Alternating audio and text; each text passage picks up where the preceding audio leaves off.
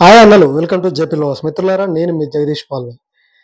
విషయం ఏంటంటే, మగతనాల గురించి మీ మొగోలో అని గప్పాలు కొట్టుకునే కేటీఆర్, వెనకడు మా తాతలు నేతులు నాకితే మయలు మూతులు నాకిరని సామెతలు చెప్పుకుంటూ తిరిగే హరీష్ రావు, వాళ్ళ మెప్పు కోసం వెంపర్లాడే తుంగతుర్తి ఇసుక మాఫియా దొంగ మాజీ ఎమ్మెల్యే గాదర్ కిషోర్, అండ్ తెలంగాణ రాష్ట్రాన్ని అప్పలకుప్పగా మార్చి చోద్యం చూస్తున్నటువంటి మాజీ ముఖ్యమంత్రి కేసీఆర్, వాళ్ళని అనుసరించేటువంటి వాళ్ళ ఫాలోవర్స్కు, బీఆర్ఎస్ నాయకులకు అందరికీ ఇకనైనా బుద్ధి, సిగ్గు, శరం, మానం, మర్యాద అనేవి ఏమన్నా మీకుంటే ఇకనైనా కాంగ్రెస్ ప్రభుత్వం మీద కానీ రేవంత్ రెడ్డి గారి మీద కానీ ఈ దుష్ప్రచారాలు చేయడం అనేది మానుకోవాలి.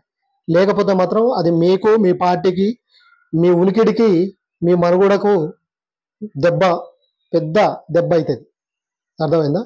ఇకనైనా బుద్ధి తెచ్చుకొని జనంలో ఎట్లా ఉండాలి, ప్రజా సమస్యలు ఏవైతున్నాయో వాటి గురించి మాట్లాడాలి. కానీ మా పార్టీ వాళ్ళను అలా చేర్చుకుంటావా, మగతనం ఉంటే వాళ్ళని జనంలోకి రమ్మను, మా సత్తా మీ సత్తా ఏందో అందరికీ తెలుసు కాబట్టి కేటీఆర్ తీసుకుపోయి పాతాలైన దొక్కులు పెట్టారు మిమ్మల. ఇకనైనా సిగ్గు, శరం, మానవ, లజ్జ ఇవన్నీ ఏమైనా ఉంటే ఇటువంటి లంగ మాటలు మాట్లాడుకుంటా ప్రజా సమస్యల మీద ప్రజల మెప్పు ఎట్లా పొందాలి, మేము చేసిన లంగ పనుల వల్లనే మా పార్టీ ఆగమైంది కదా అనే ఇంగిత జ్ఞానం అనేది ఉంటే రాజకీయంగా ఎట్లుండాలి, ఎట్లా ఎదగాలనే ఆలోచన మీద దృష్టి పెట్టరు తప్ప ప్రజాప్రభుత్వం మీద, ప్రజాపాలన మీద దుష్ప్రచారాలు మానుకుంటే చాలా చాలా మంచిది. ఇకనైనా చెప్తున్నాం, మళ్ళీ ఒక్కటే విషయం గుర్తు చేస్తున్నాం, పార్టీ ఉనికిని ఎట్లా కాపాడుకోవాలి, మీరు జైలుకు పోకుండా ఎట్లా ఉండాలనే దాని మీద మీరు దృష్టి సారించాలి.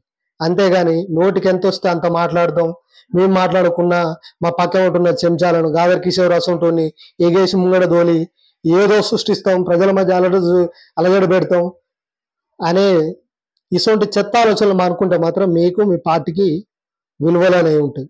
ప్రతిపక్ష హోదా అనేది మాక్సిమం కోల్పోతారు. ఆల్రెడీ ఏం లేదు. ఇక మీకు ఆల్రెడీ ప్రజలు మిమ్మల్ని తొక్కితే పాతాళానికి పేరు, ఆయనతో పేరును కూడా మీరు తీసుకొని పోయి ఆల్రెడీ మీకు బీజేపీకి అటాచ్మెంట్ ఉంది కాబట్టి అన్ని మూసుకొని పోయి బీజేపీలో కలిస్తే అంతో ఎంతో పట్ట అనేది ఉంటుంది మీకు తెలంగాణలో.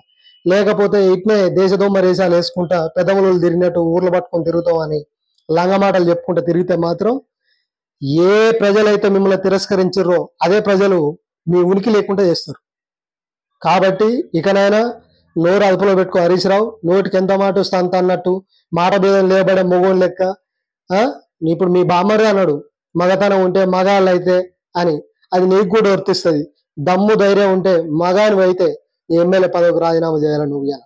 రేవంత్ రెడ్డి గారు రుణమాఫీ చేస్తే రాజీనామా చేస్తారని ప్రజలు బలికినావు కదా, అదే మాట మీద దమ్ము ధైర్యం ఉంటే విత్ ఇన్ సెకండ్లో నువ్వు నీ యొక్క రాజీనామా పత్రాన్ని తీసుకొచ్చి అసెంబ్లీలో అప్పచెప్పాలి. అర్థమైందా? ఊరికనే ప్రజలు వినేటోళ్ళు ఉన్నారు కదా అన్నాడు, చెప్పేటోడు చెవిటోడు అయితే ఈనోటోడు ఇగరవంతుడు కావాలని అన్నారు వెనకట. అర్థమైందా? దాన్ని గుర్తుపెట్టుకో. నువ్వు చెప్పేవన్నీ లల్లాయి ముచ్చట్లని అందరికి తెలుసు. కాకపోతే వీడు ఏం చెప్తున్నా వినాలనే ఆలోచనతోటి ఉన్నారు ప్రజలు, అంతే తప్ప మీ మీద విశ్వాసం కోల్పోయారు. మిమ్మల్ని ప్రజలు నమ్మడం లేదు. మీ యొక్క ఉనికిడి ఈ రెండు కాపాడుకునే ప్రయోగాలే మీరు చేసుకోవాలి తప్ప ఏదో తీసేస్తాం, పొడిచేస్తాం అని లంగ మాటలు మాట్లాడి గాదర్ కిషోర్ అసంటోని ఇంకా కొంతమంది ఉన్నారు మీ చెంచాలు, వాళ్ళని వీళ్ళని పట్టుకొని ప్రభుత్వం మీద దుమ్ము గడిసే మాటలు, దుమ్మెత్తిపోయడాలు, ఇటువంటి కార్యక్రమాలు చేస్తే మాత్రం శ్రీకృష్ణ జన్మస్థానానికి మిమ్మల్ని పంపించడం ఖాయం. ఆల్రెడీ మీరు చేసిన పాపాలకు మీ ఇంటి ఆడబిడ్డ కవిత పోయి ఇలా జైల్లో కూర్చున్నది. మీరు చేసిన పాపాలు ఆమెకు చుట్టుకున్నాయి. అర్థమైందా? ఇకనైనా బుద్ధిగా ఉండి ప్రజా వ్యవస్థలో ఎట్లా ఉండాలి, ప్రజల సమస్యల గురించి ఎట్లా పోట్ల ఆల్రెడీ మీరే ఒప్పుకుని ఢిల్లీలో మా యొక్క వ్యక్తిత్వం వల్ల, మేము చేసే పనుల వల్ల, మా ఎమ్మెల్యేలు చేసినటువంటి లంగ పనుల వల్ల ఇవాళ మా పార్టీ ఆగమైందని.